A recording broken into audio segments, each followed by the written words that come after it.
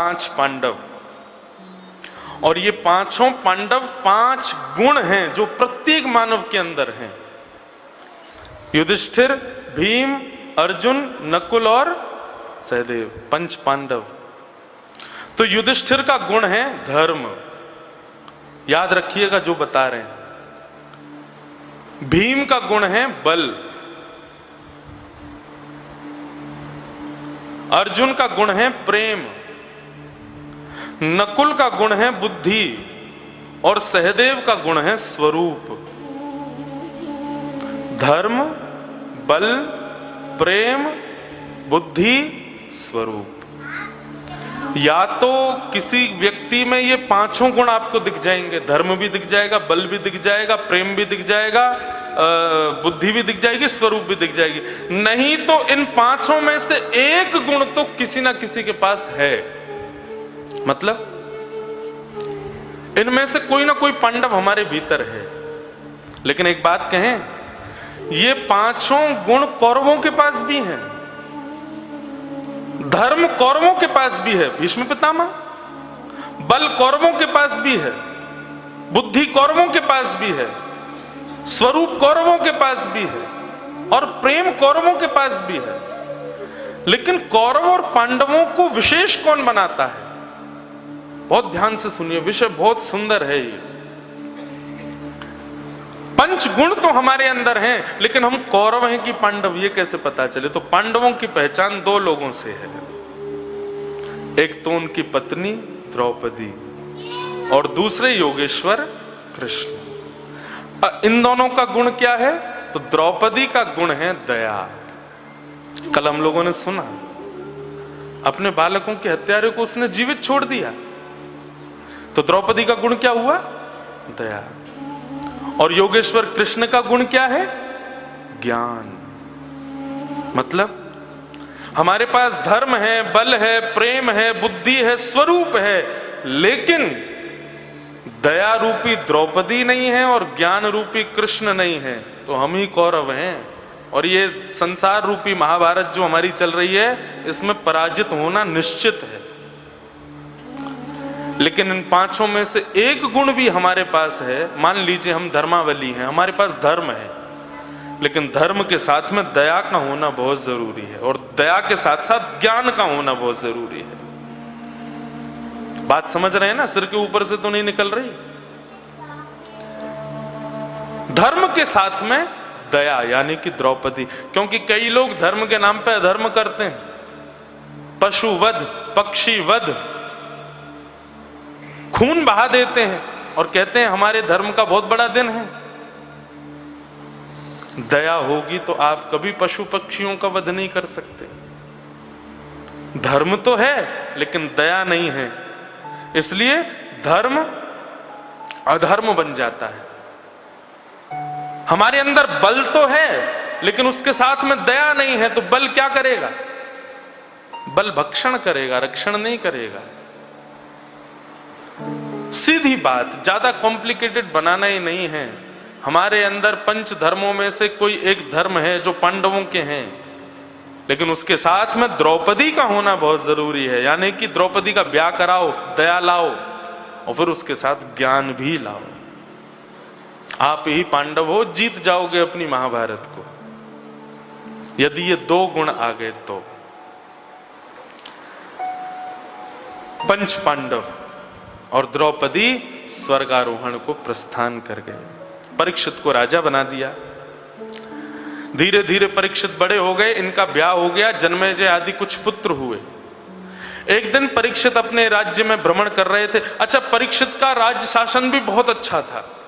भागवत में इतना सुंदर वर्णन आता है। कैसा वर्णन है? सूक्ष्म में सुन लीजिए। परीक्षित के राज्य शासन में कारागृहों में ताले पड़े थे और धूल जम गई थी, क्योंकि कोई अपराधी नहीं करता था, तो कारागृह खाली पड़े रहते थे। न्यायालयों में न्यायाधीशों की कोई मांग ही नहीं होती थी, क्योंकि न्याय दिलाने वाला कोई काम ही नहीं होता था। सिपाही अधिकतर छुट्टी पर अपने घर पे ही वेतन पाते थे, क्योंकि उनको दफ्तर जाने की जरूरत ही नहीं पड़ती थी। ऐसा ऐसा राज्य शासन था परीक्षित का, अपराध ही नहीं होता था कुछ भी। पर एक दिन राजा परीक्षित भ्रमण करते करते जैसे ही वन में गए तो उन्होंने एक आश्चर्य देखा कि एक वृषभ यानी कि बैल, उसके 3 पैर नहीं है, वो एक पैर पे खड़ा है और एक काला व्यक्ति उसके चौथे पैर को भी काट रहा है। ये हिंसा देख करके राजा परीक्षित घबराए, मेरे राज्य में हिंसा कैसे हो सकती है। तलवार निकाल करके जैसे ही मारने के लिए गए उस व्यक्ति को, उसने चरण पकड़ लिए, बोले महाराज क्षमा करो।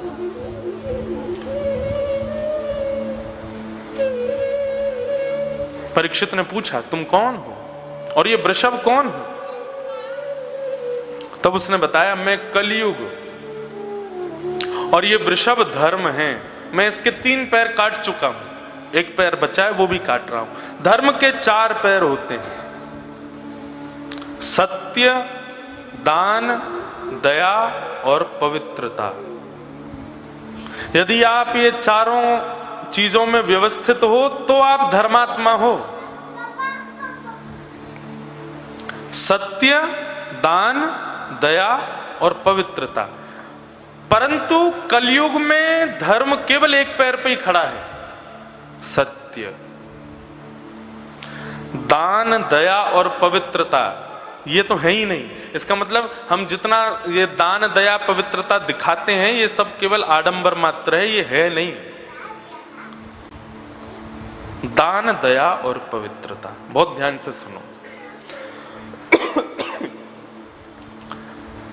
परीक्षित ने कलयुग से कहा कलयुग मेरे राज्य को छोड़ के जाओ। बोले महाराज सतयुग के बाद त्रेता, त्रेता के बाद द्वापर और द्वापर के बाद मेरी बारी है। बोले द्वापर कब गया? बोले जिस दिन भगवान कृष्ण धराधाम छोड़ के गए उसी दिन चला गया, उसी दिन से मैं आ गया, अब मेरी बारी है, अब मैं रहूंगा और आपको मुझे भेजना ही है। तो फिर एक काम करते हैं, थोड़ी आपकी सहायता कर देते हैं, आप मुझे कुछ स्थान दे दीजिए, मैं उन्हीं स्थानों में रहूंगा। 5 स्थान दिए कलयुग को। बंधुओं कितने आश्चर्य की बात है कि कलयुग केवल 5 जगह रहता है, लेकिन हम सबके ऊपर उसका आक्रमण हो चुका है। इसका मतलब इन 5 जगहों में कहीं ना कहीं से हम तो जा चुके हैं। और ये 5 स्थान कौन कौन से हैं? बहुत ध्यान से सुनिए। यदि आज तक इन 5 का आश्रय लिया है तो कोई बात नहीं, आज के बाद मत लीजिएगा।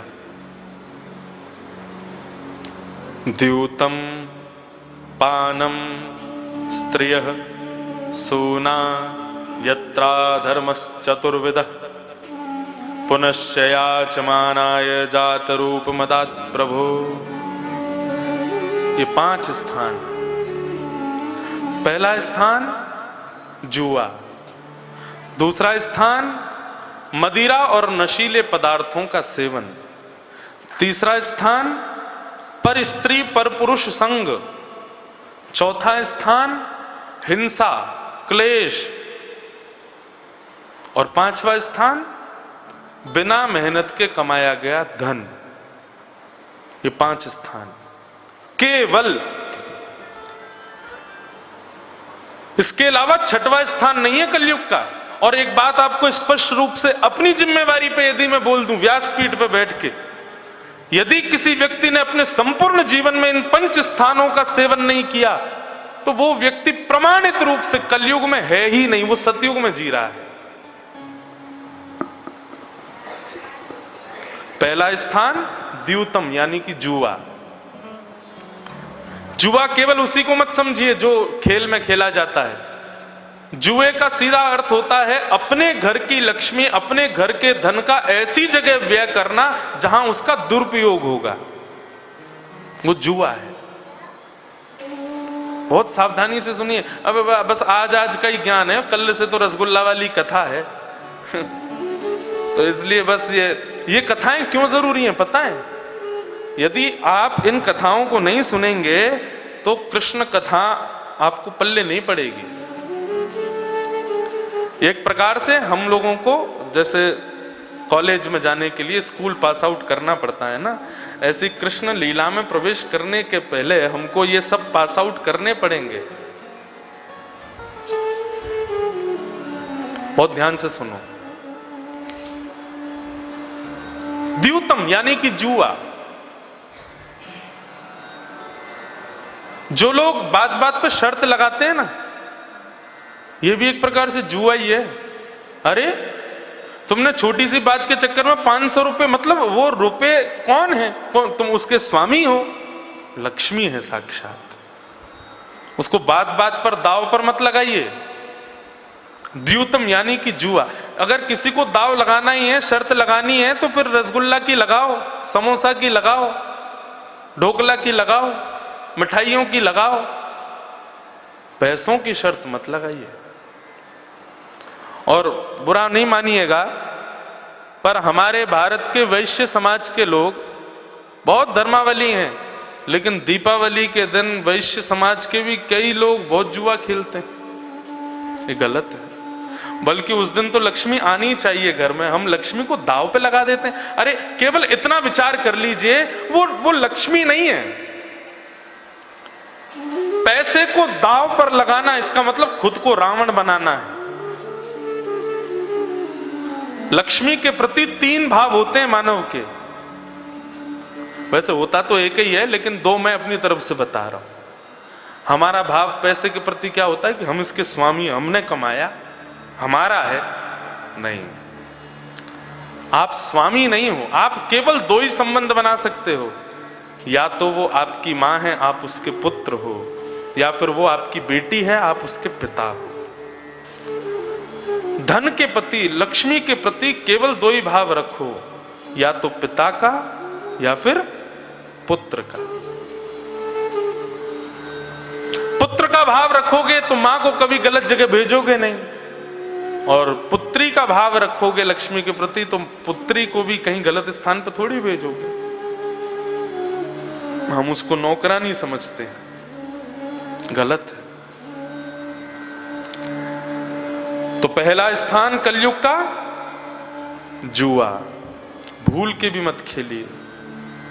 सीधी बात, एक बात ये समझ लो, किसी की पत्नी को पकड़ करके आप दाव पे लगा दो, पति अगर बलवान होगा तो छोड़ेगा आपको, एक एक हड्डी तोड़ देगा।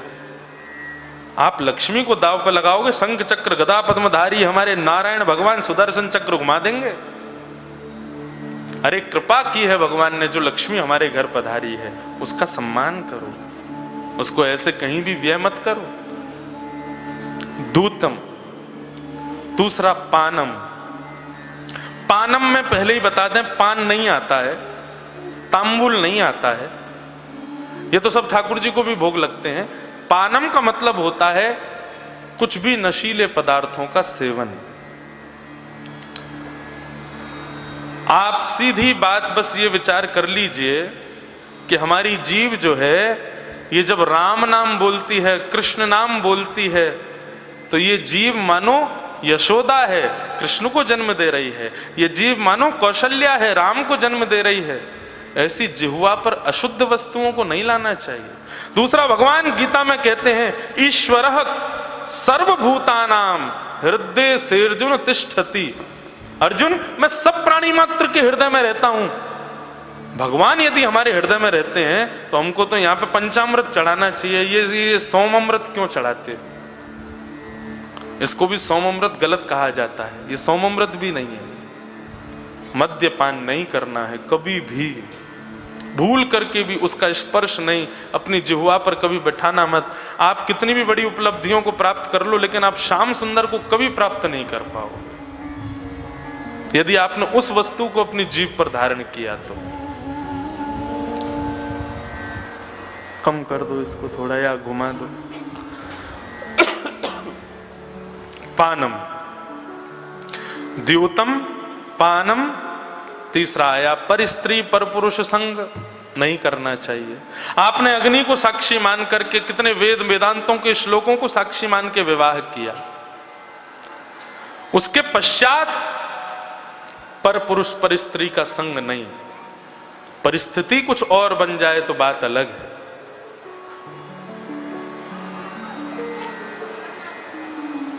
चौथा स्थान कलेश, हिंसा, लड़ाई झगड़ा, जबरदस्ती की घर में तेज आवाज में हो रही है दोनों में, ये सब कलयुग को जन्म देते हैं। और इन चारों के बाद कलयुग बोले कमरे थोड़े कम हैं, मेरा परिवार थोड़ा बड़ा है, एक स्थान और दे दीजिए।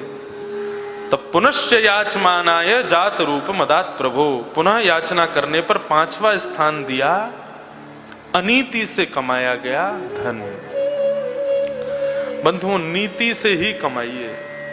हमारे पूज्य नाना जी पंडित श्री कृष्णलाल शास्त्री जी, आपने तो दर्शन किए हैं, बड़े अच्छे ब्रज साहित्य के विद्वान। मैंने एक दिन और स्मरण किया था कथा में उनका। मुझे व्यासपीठ पर बिठाने का बहुत बड़ा योगदान मेरे पूज्य नाना जी का है। तो हमारे पूज्य नाना जी वो मेरे से एक बात कहा करते थे, बोले लाला कल को तुम वक्ता बन जाओगे, कथा करोगे, लोग अपने घरों पर बुलाएंगे, जल पिलाएंगे, चाय पिलाएंगे, भोजन कराएंगे। मैंने कहा जी उनका अन्न कैसे पचाओगे? मैंने कहा तो बोले इसलिए भैया बहुत बढ़िया उपाय है, जहां कहीं भी जाओ जल भी पिलामे तो उसके बाद में 2 मिनट कुछ सत्संग हरिनाम संकीर्तन सुना देना, अपना काम पूरा करते हुए चलना। कथा आदि सुना करके वो उसको पचाने योग्य बना लो। हाँ तुमने मेहनत कर ली, अब तुम उनका अन्न खा सकते हो। अनीति से कमाए गए धन से जल भी पान मत कीजिए। भगवान योगेश्वर कृष्ण के संपूर्ण यदुवंश के विनाश का कारण केवल यही बना। मेहनत भगवान ने की, परिश्रम भगवान का, और खा रहे थे यदुवंशी। हो गई बुद्धि विकृत, आपस में लड़ झगड़ के मर गए। हमें नहीं पता चलेगा, लेकिन बिना मेहनत के कमाया गया धन हमारे पूरे खानदान के बालकों की बुद्धि को भी विकृत कर देगा। इसलिए इन 5 चीजों से बचो। द्योतम पानम स्त्रीह सूना और अनीति का धन। यदि इन 5 से हम बच गए, कलयुग क्या, कलयुग के पिताजी भी नहीं छू पाएंगे हमको।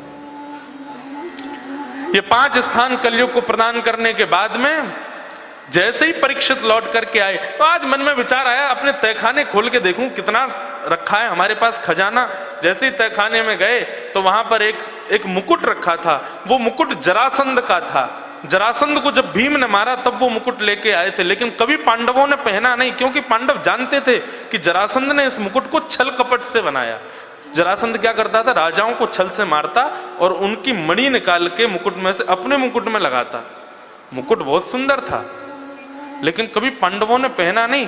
आज राजा परीक्षित को लगा ये मुकुट बड़ा अच्छा है, इसको पहन के देखूं। जैसे ही सिर पर धारण किया, हो गई बुद्धि विकृत।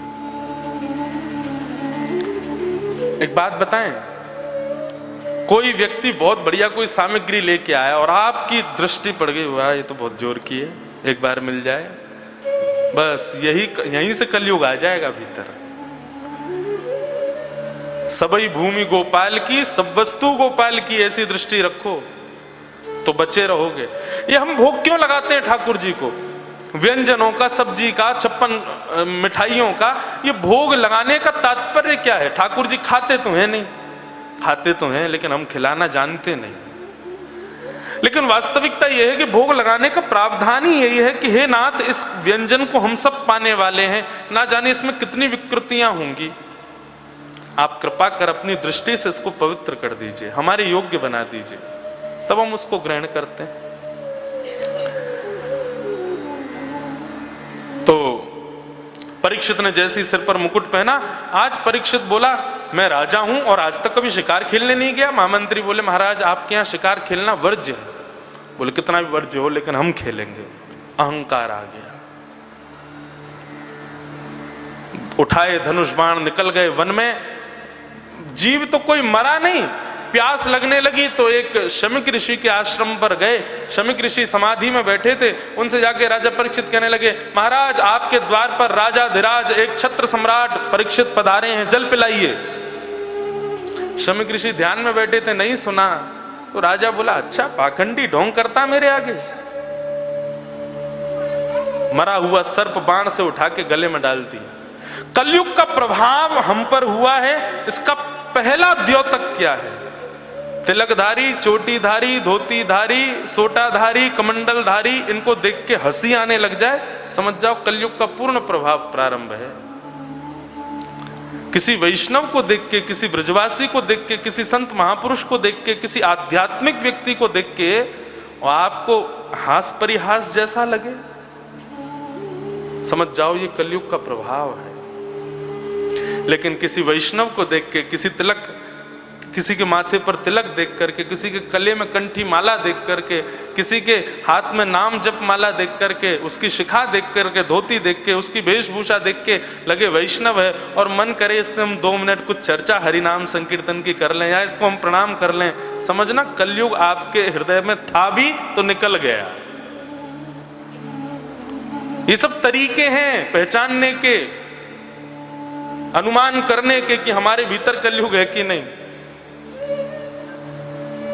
आज से ही दृष्टि घुमा घुमा के देखो, जो तिलक वाले दिखें, अभी तो सब अच्छे ही दिखेंगे क्योंकि अभी कथा चल रही है ना। कथा के बाद उझानी में कभी घूम रहे हो, बरेली जाओ या आसपास के क्षेत्रों में जाओ और कोई तिलक वाला दिख जाए, भले ही कैसा भी हो, भले ही पाखंड से ही तिलक लगाया हो, लेकिन उसके तिलक का सम्मान करो। आप वो ना झुके, आप अपनी तरफ से झुक के।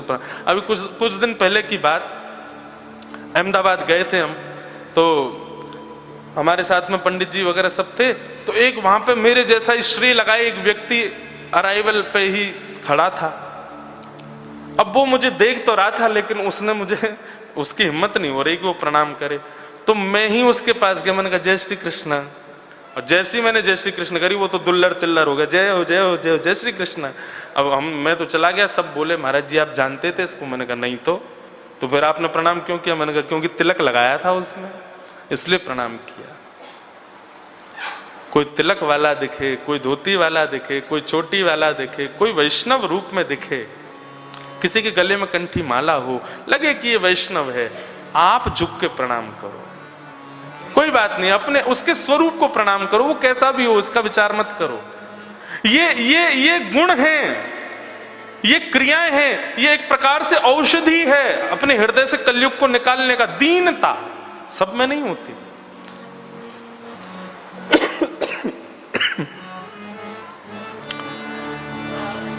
बहुत सावधानी से सुनो, इधर देखो सब लोग सुनो।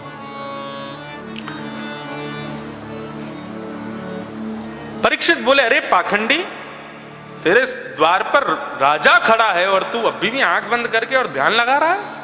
मरा हुआ सर्प गले में डाल करके चले गए। इस दृश्य को कुछ बालकों ने देख लिया। श्रृंगी ऋषि शमिक के पुत्र श्रृंगी को जाके बता दिया तुम्हारे पिता के गले में मरा हुआ सर्प डाल दिया राजा परीक्षित ने। श्रृंगी को क्रोध आया और श्रृंगी ने अपने हाथ में जल लेकर के श्राप दे दिया। मैं श्राप देता हूं राजा परीक्षित की आज के ठीक 7वें दिन मृत्यु हो जाएगी और उनको तक्षक सर्प डस देगा। बहुत सावधानी से सुनो। राजा परीक्षित को श्राप लगा। श्रृंगी लौट करके शमिक ऋषि के पास आए, रुदन करने लगे। पुत्र को रोता देख पिता ने कहा बेटा रो क्यों रहे हो? पिताजी आपके गले में मरा हुआ सर्प डाल दिया राजा परीक्षित ने, लेकिन चिंता मत कीजिए, मैंने भी श्राप दिया है राजा परीक्षित को, आज के ठीक 7वें दिन उनको तक्षक सर्प डस देगा और उनकी मृत्यु हो जाएगी।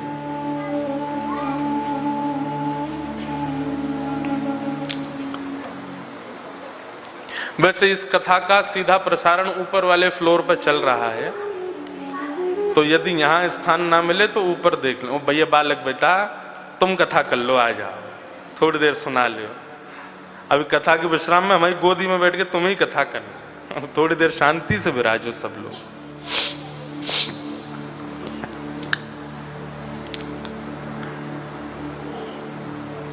बहुत सुंदर संवाद हुआ पिता पुत्र के बीच में। शमिक ऋषि को जाकर के जब उनके पुत्र ने बताया पिताजी आपके गले में मरा हुआ सर्प डाला राजा परीक्षित ने, लेकिन मैंने उसको श्राप दे दिया है, तो पिता शमिक ने अपने पुत्र को डांटा, तुमने क्यों श्राप दिया? आपके गले में मरा हुआ सर्प डाला था। बोले बेटा, यदि किसी को रोग हो जाए और वो वैद्य के पास जाए तो वैद्य को औषधि देनी चाहिए कि जहर देना चाहिए? बताओ। कोई रोगी हो जाए और वैद्य के पास जाए तो वैद्य को औषधि देनी चाहिए कि विष देना चाहिए? औषधि।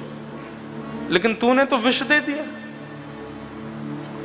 राजा परीक्षित से अपराध हुआ, गलती हुई, तो उसको समझाना था, उसको औषधि देनी थी, उसको सुधारना था। तूने तो मृत्युदंडी दे दिया। माता पिता गुरुजन सावधानी से सुनिए, बालक अपराध करते हैं, लेकिन उस अपराध के बदले दंड देना ही विकल्प नहीं होता है। ठीक है, 2-4 बार कोई अपराध बन जाए तो फिर उसको सुधारने के लिए दंड दिया जाए। उससे पहले क्या करना चाहिए? औषधि दे, सुधारने का प्रयास कर। लेकिन बेटा तूने गलत किया, श्राप दे दिया। तुरंत अपने शिष्य को बुलाया, कहा जाओ जाकर के राजा परीक्षित को बता दो उनके जीवन के केवल 7 दिन बचे। यहां राजा परीक्षित जैसे ही आए, मुकुट उतार के रखा, तुरंत उनको याद आया, मैंने आज क्या किया? एक ऋषि के गले में मरा हुआ सर्प डाल दिया। अपनी पत्नी से याचना करने लगे, देवी जो हाथ संतों के गले में माला पहनाते हैं, आज उन हाथों में मरा हुआ सर्प पहना दिया। मेरा राज्य जल क्यों नहीं गया? मैं अभी तक जीवित क्यों हूं? मुझे श्राप लगना चाहिए। बंधुओं, ये एक श्रेष्ठ व्यक्ति का लक्षण है कि वो अपराध करने के बाद में दंड की आकांक्षा करे। हम क्या करते हैं? अपराध करने के बाद छुपाने का प्रयास करते हैं और उसको ऐसा छुपाते हैं कि वो जीवन पर्यंत, जीवन भर, और फिर उसको छुपाने के लिए झूठ भी इतना भयंकर बोलते हैं कि वो कभी प्रकट ही ना हो पाए। ये राक्षस के लक्षण है। राक्षस अपराध करते हैं और फिर अपराध को स्वीकार भी नहीं करते और फिर छुपाते भी हैं। लेकिन वैष्णव क्या करता है? अपराध करने के बाद में स्वीकार। मानव का सबसे बड़ा यदि गुण आप मुझसे पूछें तो क्या है? अपने अवगुण को स्वीकार करना। ये मानव का सबसे बड़ा सद्गुण है कि वो अपने अवगुण स्वीकार करे। राजा परीक्षित बोले, मुझे श्राप लगना चाहिए। इतने में ही गौरमुख नाम का शिष्य आ गया शमीक ऋषि के आश्रम से और कहा, महाराज परीक्षित, मैं शमीक ऋषि के आश्रम से आया हूं। आज आपने गुरुदेव के गले में मरा हुआ सर्प डाल दिया और उससे नाराज शमीक ऋषि के पुत्र श्रृंगी ने आपको 7 दिन में मरने का श्राप दिया है। शांत हो गए राजा परीक्षित,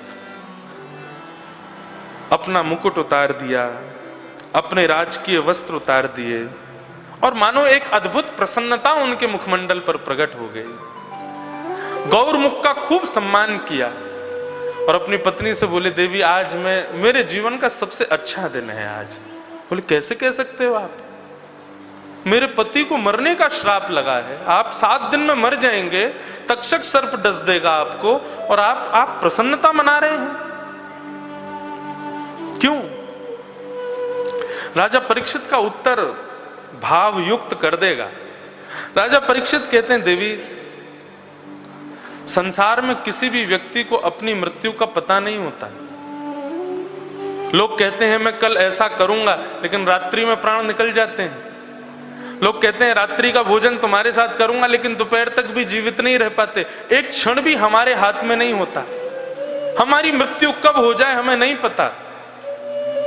लेकिन इस पृथ्वी का शायद पहला व्यक्ति मैं ऐसा हूं जो दावे से कह सकता हूं कि 7 दिन में ब्रह्मा भी मुझको नहीं मार सकते।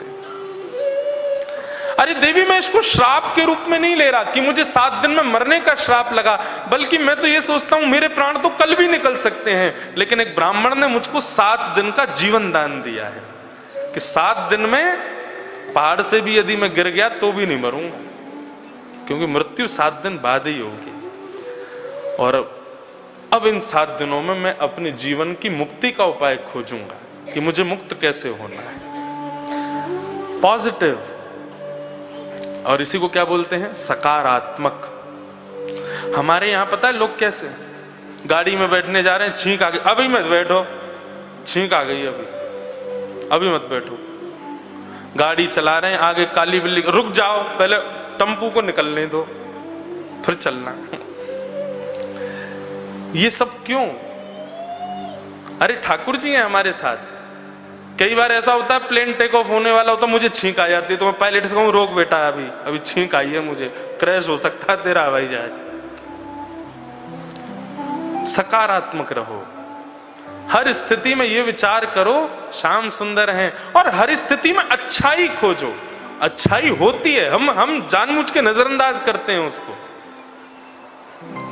राजा परीक्षित ने अपने पुत्र जन्मेजय को राज्य गद्दी पर बिठा दिया, निकल गए वन में, और वन में जाकर के संतों से केवल एक ही प्रश्न किया, जल्दी मरने वाले की मुक्ति का उपाय बताइए। जिसके जीवन के कुछ ही दिन शेष हैं उसको क्या करना चाहिए ये बताइए। अब हजारों संतों से एक ही प्रश्न कर लिया तो सब अलग अलग उत्तर दें, कोई कहे ये करो, कोई कहे वो करो। नहीं को मुनिर्यस्य वचः प्रमाण, प्रमाण से कोई नहीं कह पाया कि ऐसा करो। तभी वहां आगमन हुआ श्री सुखदेव जी महाराज का। सब लोग हाथ जोड़ के प्रणाम करो। कि तत्रा भवद भगवान व्यास पुत्रो यदृच्छयागामटिमानोऽनपेक्ष अलक्षलिंगो निजलाभतुष्टो व्रतश्च वालै अवधूत भेष। श्री सुखदेव जी महाराज की। सुखदेव जी का आगमन हुआ। सुखदेव जी अच्छा बात क्या थी कि परीक्षित ने एक आसन लगाया था, और आसन इस भाव से लगाया था, आप में से मेरे प्रश्न का जो भी उत्तर दें यहां बैठ के दीजिएगा। तो किसी की हिम्मत नहीं हो रही थी उस आसन पर बैठने की, लेकिन श्री सुखदेव जी महाराज तो सीधे आए और आकर के उसी पे ही बैठे। जैसे सुखदेव जी बैठे, परीक्षित जी ने चरणों में प्रणाम किया, और प्रणाम करते हुए कहा, महाराज ये शाम संस्मरणात् पुंसाम शुद्ध्यन्ति वै गृह किम पुनर्दर्शन स्पर्श पाद शौचासनादिभिः। आप जैसे संतों का तो घर बैठ के स्मरण करने मात्र से पवित्र हो जाते हैं, आप मेरे सामने बैठे हो।